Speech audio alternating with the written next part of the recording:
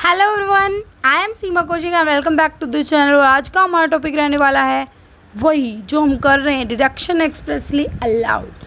जितने सेक्शन हम लर्न कर चुके हैं, अच्छे से समझ चुके हैं, अच्छी बात है, राइट। आई होप कि आपने बहुत अच्छे से लर्न भी कर लिया है, समझ भी लिया है। बट जिन्होंने ये काम नहीं किया है वो प्लीज़ इतना काम करिए कि आप पीछे जाके सारी वीडियोस देख लीजिए। इससे पहले भी मैंने 2 सब्जेक्ट पूरे कंप्लीट कराए हुए हैं, जिसके अंदर है एक आपका लॉ मतलब लीगल एस्पेक्ट ऑफ बिजनेस, जो कि हमारी 9th यूनिट होती है यूजीसी नेट के सिलेबस के अकॉर्डिंग टू, एंड एक जो हमारा और यूनिट है वो है हमारी बिजनेस फाइनेंस की। वो 2 कंप्लीट मैं करा चुकी हूँ। 40 मार्क्स की जो मैं गारंटी दे चुकी हूँ और 20 मार्क्स अभी इनकम टैक्स के अंदर हम लगे हुए हैं। और यहाँ से भी गारंटी देती हूँ कि जिस दिन मेरा पूरा ये सब्जेक्ट मैं यहाँ पे कंप्लीट करा दूँगी ना, उस दिन मैं यहाँ कर मतलब इस सब्जेक्ट की भी गारंटी दे दूँगी कि आपका एक भी मार्क्स नहीं कटेगा। चैलेंज है ये, राइट।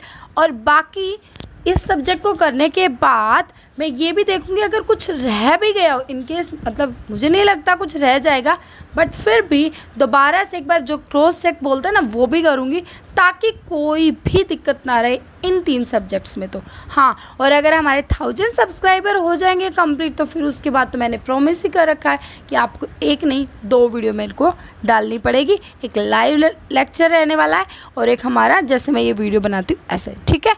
तो चलो देरी ना करते हुए अपने काम की तरफ बढ़ते हैं, क्योंकि यही हमारा अभी फिलहाल कर्म है और हमें क्या करना है उसको पूरा करना है, राइट। फिर हमारे भगवान यही बोलते हैं ना कि हमें फल की इच्छा नहीं करनी है, ठीक है। अपने कर्म करते रहो, फल भगवान अपने आप ही दे देगा। इसी तरीके से आप अपनी पूरी मतलब ताकत लगा दिया करो पढ़ने में, कुछ नहीं जाता। अब थोड़ा टाइम है, पूरा जी जान लगा दो और फिर आपको पता है मेहनत ज़रूर रंग लाएगी, ठीक है।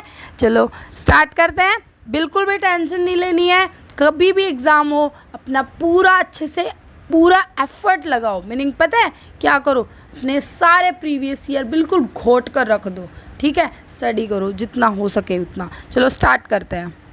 आज की डिडक्शन आपकी सेक्शन 35 ABB ABB। ये क्या कह रही है?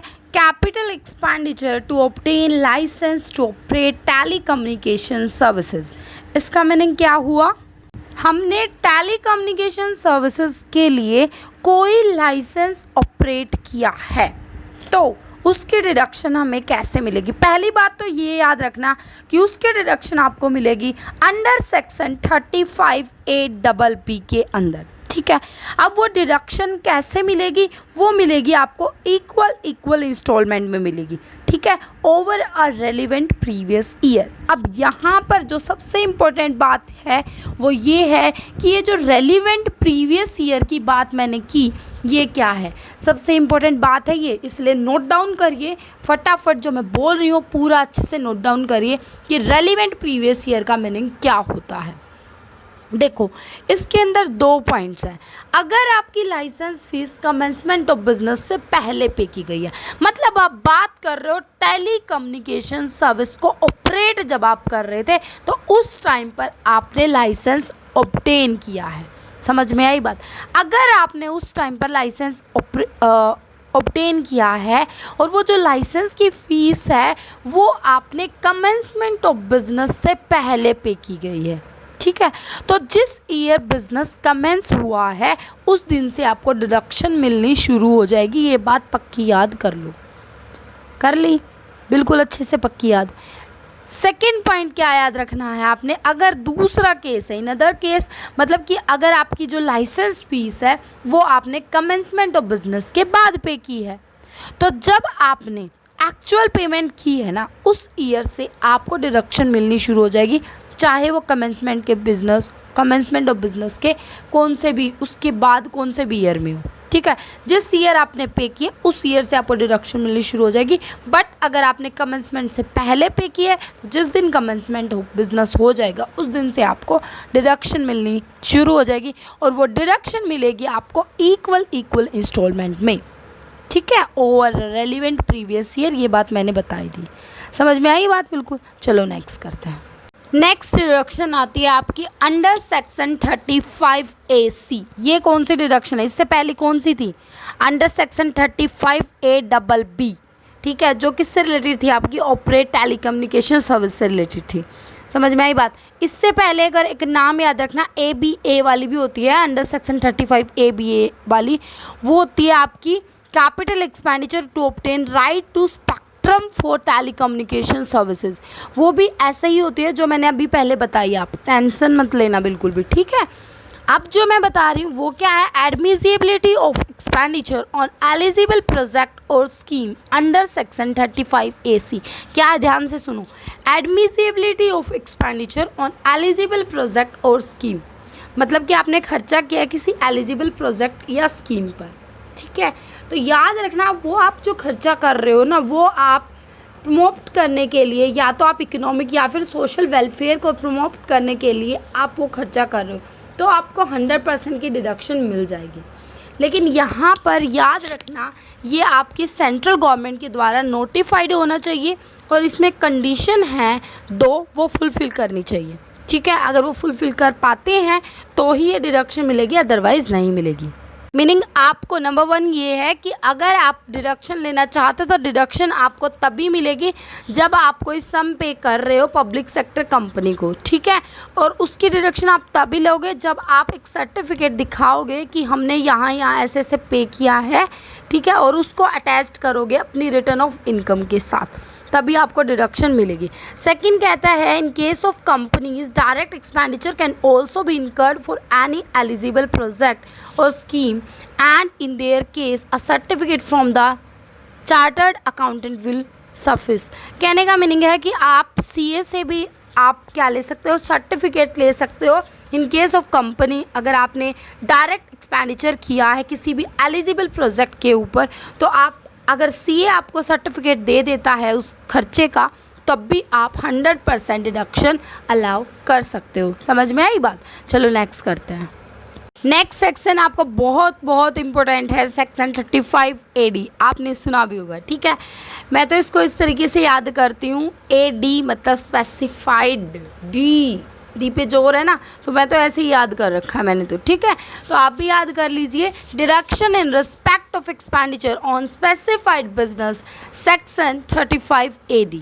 सबसे पहली बात तो ये, क्या डिडक्शन मिलने वाले है, मीनिंग आप किस नेचर का एक्सपेंडिचर करने वाले हो, कैपिटल या फिर रेवेन्यू। मेरी बात याद रखना, बिल्कुल दिमाग के अंदर फिट कर लो ये बात कि चाहे आपका जो बिज़नेस है वो स्पेसिफाइड बिजनेस होना चाहिए, चाहे आप उसके ऊपर कैपिटल या फिर रेवेन्यू नेचर के एक्सपेंडिचर कर रहे हो, चाहे किसी भी तरीके के आप एक्सपेंडिचर कर रहे हो, आपको डिडक्शन पक्का मिलेगी। समझ में आई बात? बस किन 2 चीज़ों को छोड़कर, एक तो अगर आपने खर्चा किया है एक्वायर करने में, लैंड को एक्वायर करने में, या फिर गुडविल को एक्वायर करने में, या फिर कोई फाइनेंशियल इंस्ट्रूमेंट एक्वायर करने में आपने अगर खर्चा किया तो आपको डिडक्शन नहीं मिलेगी। अदरवाइज कुछ भी हो, स्पेसिफाइड बिजनेस होना चाहिए। आपने स्पेसिफाइड बिजनेस में किसी भी तरीके का खर्चा किया हो, चाहे वो कैपिटल नेचर है चाहे वो रेवेन्यू नेचर है, आपको डिडक्शन मिलेगी। अब सबसे इम्पोर्टेंट जो बात आती है, जो सबसे ज़्यादा इम्पोर्टेंट बात है, ये बात तो नॉर्मल थी कि भाई हमें क्या मिलेगी, डिडक्शन मिलेगी, चाहे वो रेवेन्यू नेचर का है चाहे वो कैपिटल नेचर का। अगर हम स्पेसिफाइड बिजनेस में खर्चा कर रहे हैं तो हमें डिडक्शन मिलेगी 2-3 चीज़ों को छोड़ के। लाइक अगर आप लैंड को एक्वायर कर रहे हो, गुडविल को कर रहे हो, फाइनेंशियल इंस्ट्रूमेंट को कर रहे हो, तो आपको डिडक्शन नहीं मिलेगी। बट क्वेश्चन ये उठता है, ये स्पेसिफाइड बिजनेस ही क्या होता है? समझ रहे हो बात? ये ध्यान से सुनो, 1 मिनट। स्पेसिफाइड बिजनेस बताऊंगी, इससे पहले आप डिडक्शन सुन लो कि डिडक्शन कब से मिलनी शुरू होगी। जिस ईयर में बिजनेस कमेंस हुआ है ना, उसी ईयर से आपको डिडक्शन मिलनी शुरू हो जाएगी। समझ में आई बात? And the amount is capitalized in the books of accounts of the SSC on the date of commencement of its operation. इसका मतलब क्या हुआ? ये यूं क्यों लिख लो लाइन, मीनिंग जो अमाउंट है वो कैपिटलाइज हुई है आपके SSC की बुक्स ऑफ अकाउंट्स में ही जिस दिन आपका बिजनेस ऑपरेशन है वो कमेंसमेंट हो गया है, ठीक है। अब बताती हूँ मैं आपको कि ये स्पेसिफाइड बिजनेस क्या होता है। स्पेसिफाइड बिजनेस में आएगा आपका setting up and operating a cold chain facility, meaning आप ऑपरेट या सेटअप कर रहे हो कोल्ड चेन फैसिलिटी। अब क्वेश्चन ये उठता है, ये कोल्ड चेन फैसिलिटी क्या है? कोल्ड चेन फैसिलिटी में इंक्लूड होगा आपका agricultural and forest produce, meat and meat product, poultry, marine and dairy products, product of horticulture like flat वगैरह, floriculture and processed food item. ठीक है, ये आपके कोल्ड चेन फैसिलिटी के अंदर इंक्लूड होंगे।